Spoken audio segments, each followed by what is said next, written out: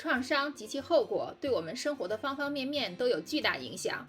创伤的治愈会带来许多正向的成长、自我意识和更强的适应力，但是当然，它也会对我们产生很多我们甚至可能都没意识到的负面影响。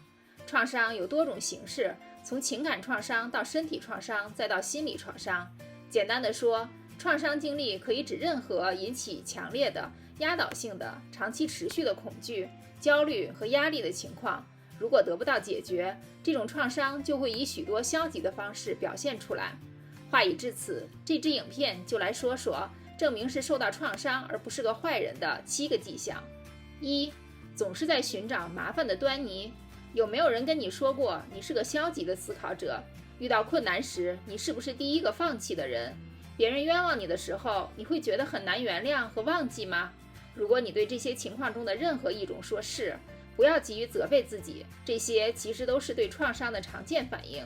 甚至有研究表明，创伤如何让我们更难保持乐观，因为经验告诉我们要时刻留意麻烦微微露头。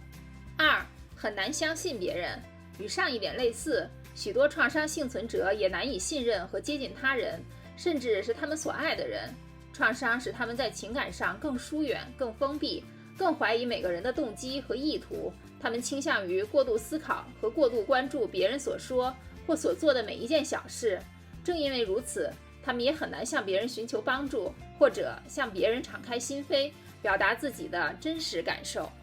3. 不爱社交。有时这是我们要提到的，需要警惕的，一个人仍在与创伤斗争的最令人不安的迹象之一。似乎这已经开始影响到他们的人际关系，有时会让他们在社交方面退缩。你是否发现自己总是拒绝邀请，或在最后一刻取消？是否再也不想花时间和自己爱的人在一起，或者和他们保持联系？而且是不是更喜欢一个人什么都不做，即使这并不会让自己快乐？不要因为变得更加孤僻，对自己的爱好和人际关系失去兴趣而自责，这很可能是你的创伤造成的不幸后果。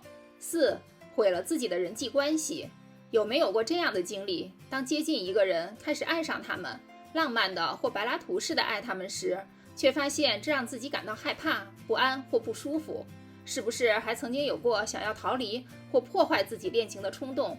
尤其是在一切进展顺利的时候，尽管自己可能不是有意识的这么做，但还是很可能已经把过去的创伤经历内化了，尤其是那些与他人有关的经历。所以目前会认为，从现在开始的每一段经历都将失败，这就是原因。5. 应对机制不够健康。有人在精神和情感上挣扎，不知道如何应对时，很容易感到不知所措，并转向不健康的应对机制。比如，一些人开始狂欢、喝酒和聚会，而还有一些人转向赌博和过度消费。其他还有人可能会睡过头，来逃避他们的问题和情绪，或者过量饮食来让自己感觉好一点。更有甚者诉诸于自我伤害、自我忽视，或将自己置于危险之中。无论不健康的应对机制可能是什么，归根结底，它可能源于当事人在寻找一种方法来应对创伤。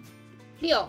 创伤事件之后，会在情绪上感到压抑和疏远。大多数人容易感到脆弱、害怕、羞愧、困惑、被侵犯，甚至绝望。所以，当我们还没有准备好面对自己的感受时，我们通常会以把它们深埋心底告终。但一旦开始这样做，就很难停止，特别是当还没有完全处理或正在处理创伤时。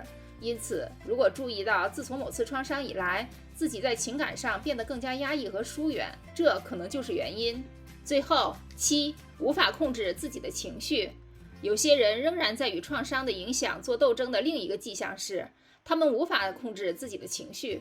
与我们前面的观点相反，有些人可能会感到太过情绪化而无法关闭他们的感觉，因此经常会生气、易怒，并经常有情绪波动和发脾气。他们可能会比以前哭得更多，或者开始把他们的沮丧发泄在身边的人身上。不管怎样，这些都是挥之不去的心理创伤的明显迹象。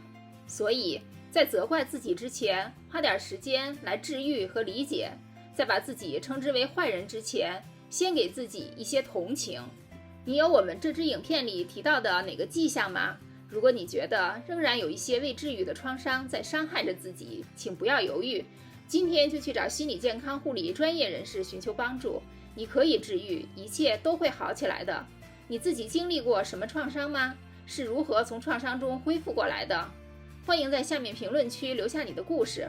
如果觉得这支影片有帮助，一定要点赞并分享给那些可能帮到的人。别忘了订阅我们的频道并开启小铃铛，这样无论什么时候我们发布新影片，您都能收到通知。参考文献在资讯栏。一如既往，感谢收看，我们下支影片不见不散。